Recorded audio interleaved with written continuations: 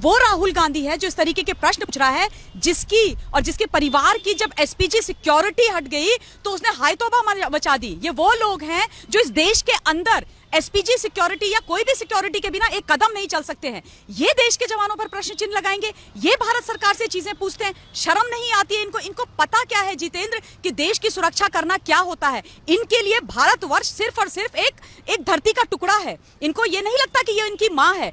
और ये राहुल गांधी बोलेगा, मुझे अभी तक याद है 2013 में जब केदारनाथ की आपदा आई थी उत्तराखंड में, राहुल गांधी अपने हेलीकॉप्टर से केदारनाथ गए और उसके बाद इन्होंने आराम करने के लिए आर्मी के जो टेंट थे उनको खाली कराया, जवान बाहर और ये आराम कर रहे थे अंदर। ये इज्जत करते हैं ये लोग, ये इज्जत ये लोग करते हैं। मुझे अभी तक याद है जब राजीव गांधी प्रधानमंत्री थे तब सोनिया गांधी जी और उनके इटली के कुछ लोग सारे के सारे जो हमारी वॉरशिप होती हैं उसमें बैठ करके ना पिकनिक मनाने गए थे। ये बात कर रहे हैं बेनिफिट की, फायदा और नुकसान की। ये लोग जिन्होंने आज तक इस देश के अंदर कभी भी किसी भी फौज को, चाहे वो भारतीय वायुसेना हो, जल सेना हो, थल सेना हो, पैरामिलिट्री फोर्सेस हो, कभी किसी को सम्मान नहीं दिया। सम्मान कभी उनके बारे में इनका दिल नहीं धड़का। और उनके बारे में क्या दिल धड़केगा, इनको क्या पता है कि जो लोग बैठे हुए हैं सरहदों पर, जब ये चैन से सोते हैं राहुल गांधी जैसे लोग, और जब ये इस देश के साथ गलत करते हैं, जब ये इस देश में ऐसी बयानबाजी करते हैं और हर बार हर बीच में जो है हमारे जवानों को लेकर के आते हैं, तब हमारा जवान अपने परिवार को छोड़ के,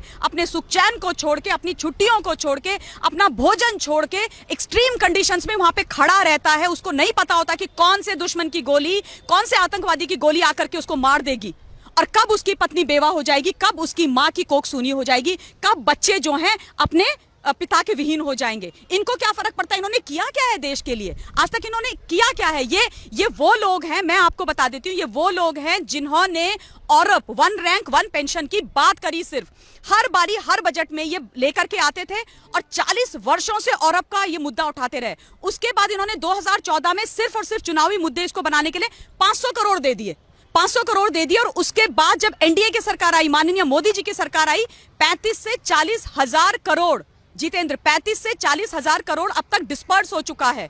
आप ये सोचिए, ये उस वक्त हुआ है जबकि एनडीए की सरकार ने औरत दिया है। ये सम्मान करते हैं, ये बेनिफिट की बात करते हैं, ये इस तरीके की राजनीतिकरण करते हैं, और ये इस तरीके की बातें करेंगे क्या?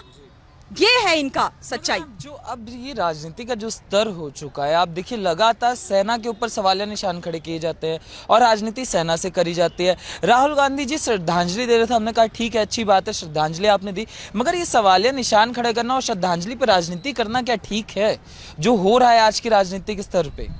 ये जो शेर है ना कि सरफरोशी की तमन्ना अब हमारे दिल में है और देखना है जोर कितना बाजुए कातिल में है, ये राहुल गांधी को समझ में नहीं आएगा जितेंद्र। क्योंकि देश के लिए शहादत देना क्या होता है, देश के लिए जीना क्या होता है, देश के लिए मरना क्या होता है, ये राहुल गांधी को समझ में नहीं आएगा, राजसी परिवार के बेटे को समझ में नहीं आएगा, जिनको इस देश का दोहन करने की आदत है, जिन्होंने इस देश को सिर्फ और सिर्फ अपने राजनीतिक और अपने पर्सनल सुख के लिए इस्तेमाल किया। उनको क्या पता सेना क्या होती है। अगर इनको ये बातें पता होती तो ये वॉर मेमोरियल जो माननीय मोदी जी ने बनाया है इंडिया गेट के सामने, ये कब का बन चुका होता। आपको मालूम है सोनिया जी ने जब वॉर मेमोरियल बनने की बात आई थी तो सोनिया गांधी ने क्या बोला था?